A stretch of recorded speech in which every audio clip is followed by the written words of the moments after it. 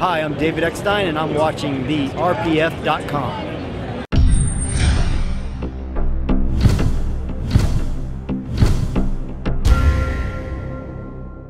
Hey, this is Star Wars Chick for the RPF.com, coming at you from Comic-Con 2011. And I'm in the ANOVOS booth, and today we're going to talk with one of the owners, Dana Gasser, about their amazing Battlestar Galactica and Star Trek uniforms. Hi Dana, how are you doing? Hi, it's great. Thanks for coming by. Thank you. So tell me a little bit about ANOVOS. It's a relatively new company. We don't know a lot about it. So tell the folks that are watching what you guys are about. So what we're about is making one-to-one movie replicas, let it be uniforms or props. We kind of lean towards more of the uniform side. And what we try to do is not make it so much like a Halloween costume, but actually like a uniform in a sense. Okay. Something you could walk right on set on, and you couldn't tell the difference between a screen use and ours. Wow. So we try to get that high caliber costume for the people that are the diehards. Okay.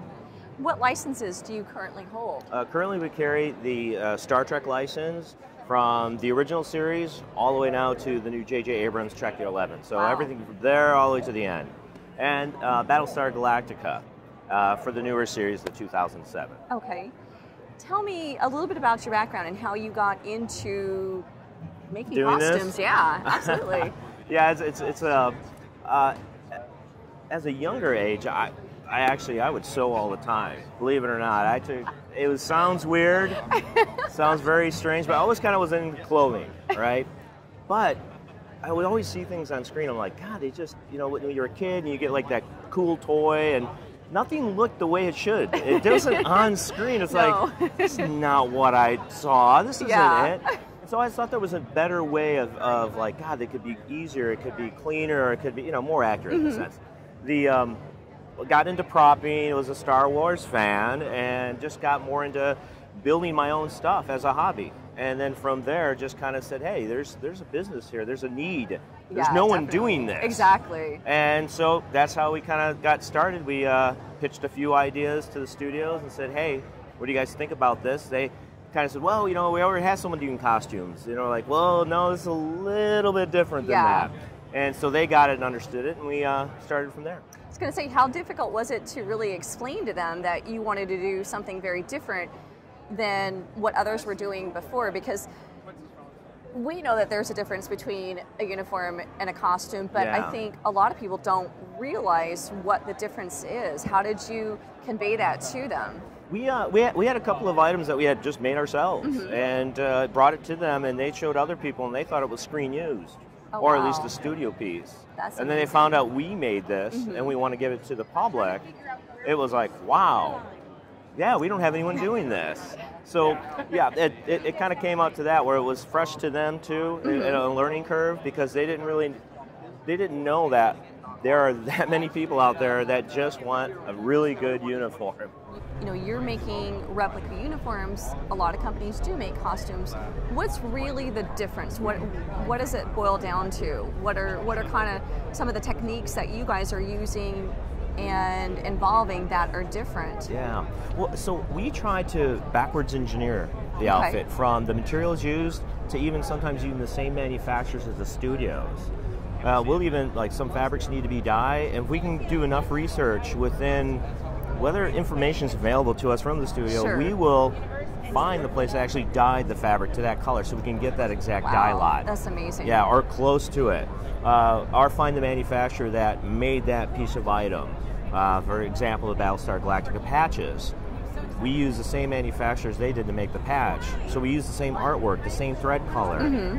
Everything is identical, same fabric. Wow. So you get exactly what you had on set, but for you. That's fantastic. And not for the set. Obviously it takes a lot more time and effort to try and do all of that research. It can, yeah. Sometimes it can be, and we've spent months on trying to get like a small detail right. But it's imperative because somebody's going to point that out. It's like, yeah, that's a little off. But that's what makes it good. Yeah, definitely. I know on your Trek 11 uniforms, there's a very, very specific pattern that's on the material, and it's a very specific color that each of the uniforms are. Yeah. How did you achieve that? That was pretty interesting. We had a lot of reference of the screen used ones. Looked them, scanned them in at very high resolution. Actually found the people that dyed it. The uniforms are actually all white. They're wow. Each one is dyed. But we found the dyers that actually did it for the show. And so then we found the fabric the fabric is a jumbo spandex, but there's like different variations of jumbo spandex as we found and learned through this process, and we could always never find the right weight. Like it was just too thin, or and then we found the right one, and they're like, oh yeah, we worked with the production company. Bingo, you're the people we want to deal with. Okay, let's buy from you. And so we get that in, then we dye it, and then that was the hardest thing, was the pattern on that shirt. There are little tiny delta patterns throughout the uniform, which gives it kind of a scaled look, or kind of a texture pattern to it. Yeah, exactly. And there was no information on that. We had no idea. And that probably took us the longest to try to nail. First, getting the pattern right, because it's just so small, but then getting the color to look right as it goes over, and we found it. It took a long time, but it turned out really good. It looks beautiful, so it turned out very, very well. Can you go ahead and walk me through the process, like with your Duty Blues, from designing to actual production of the uniform? Okay, so the Duty Blues, there was certain variations. On the miniseries, the fabric was more of a synthetic fabric, and then when they went to series, they went to a wool fabric, and we actually found the company that made that wool, actually milled it. Oh wow. Now the interesting part of it is that it's about three doors down from the place that actually sews and stitches it up, the uniform, so it's an easy transfer. Yeah, shipping costs are really low there. So what we do is, first got to get the fabric, right? That's the key thing. It's got to look right. Sure. We always start there. Then from there, we then also located the people that actually sew it. They're suit makers. They make suits. What better place to make uniform? And we work with the studios and find out, here's the existing patterns and so forth.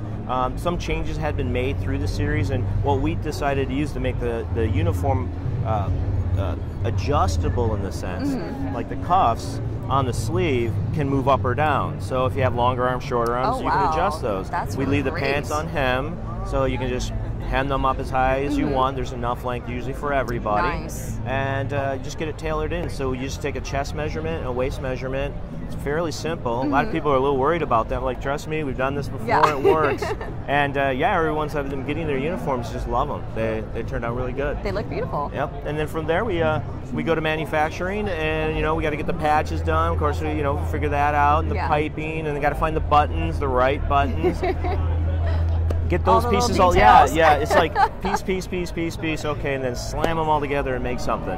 As you go along too, you find, wait a minute, I need this piece, and we need this part, and we didn't get this part, so we try not to we try not to improvise on anything, as little as possible. We want it exactly the same way as the studio had it.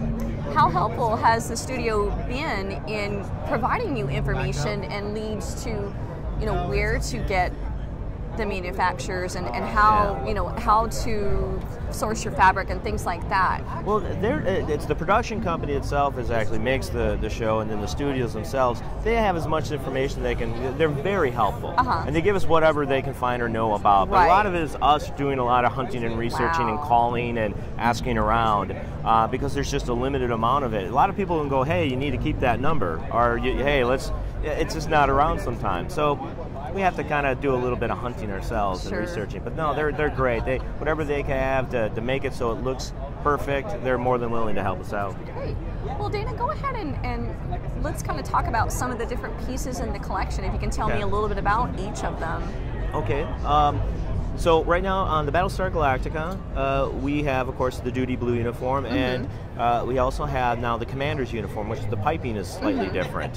So that's available, and then we have the BSG battle dress wear, and they're the green uniform, or we call BSG greens. Those are available, and you have the T-shirts. And the T-shirts. Right? Are those on display? They're underneath the green uniform, so you'll have to kind of just open it up, but it's so soft. Everybody loves those. They want to wear them to bed, or work out with them. They're extremely soft, and we got the same fabric that they use from the same company. brought those in, same color, cut it the same, so they're exactly what you would get on the show. I was going to say that's probably the most iconic piece from the show. Everybody recognizes what those T-shirts are. Yeah, it is. And that's like, oh, and it's a certain cut. If you don't have it right, it doesn't look right. So Dana, tell me about the Star Trek line. So the Star Trek line, we wanted to start from the beginning and the end, kind of bookend it. So we did the original series, the tunics and the dresses from season 2. Okay. And we did the J.J. Abrams Trek 11, and with the dresses and the tunics on that end too. So we kind of covered both ends. So you get the brand new and the original series. Yeah. Oh, the one that we do have back here too is Kirk's green wrap, which I like that one. is a really love the color on that. Interesting piece. So we were able to get our hands on the original Kirk wrap from Greg Jean's collection. Wow. Thank you, Greg Jean. Appreciate that. And we were able to get it patterned off from a person that knows how to make patterns. Oh, wow. And so we got the exact pattern, and we found the right fabric and the color, and it's a wool uniform, no lining. That's got to be itchy. And there's no lining into it, so it's all hand stitched. Oh, wow. So we're doing that a very limited number because it takes a long time to create them and it's a little costly. Definitely. But it looks exactly like the screen used one. It's beautiful.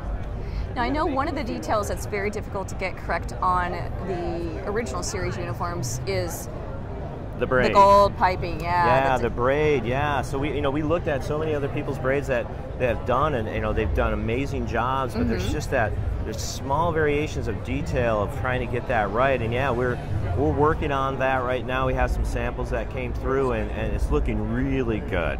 Very nice. And just by scanning some of these items in and looking how, okay, what kind of thread it was, because in today most people that make a patch in the sense use a polyester thread or a rayon thread.